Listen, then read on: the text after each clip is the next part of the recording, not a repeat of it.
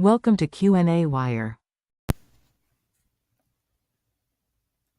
All right, we have this piecewise function, and we're going to find some function values and then sketch the graph. So let's find f of -3. So -3 falls into this piece of the domain, x is less than or equal to 1. And so the y value is always going to be -1 for that. Now let's find f of 0. 0 also falls into this piece, x is less than or equal to 1. So f of 0 is also going to be -1.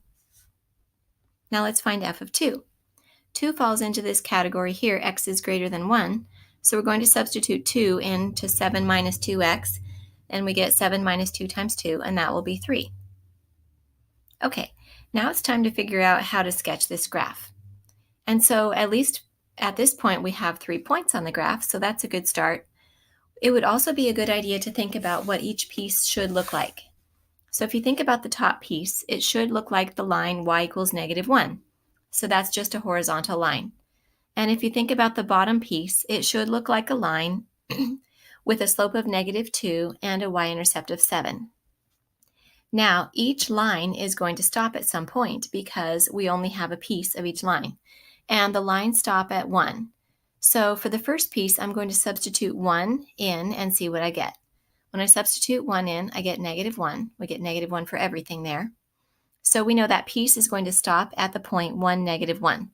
So I'm going to plot that point. And we know that that piece is also going to go through the point -3, -1 that we found earlier, and 0, -1 that we found earlier. So we could plot those points.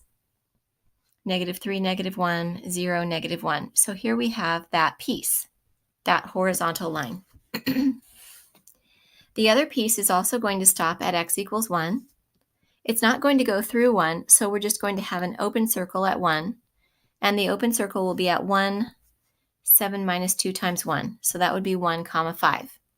Open circle there. And then we know it's also going to go through the point 2, 3, since we found that point earlier.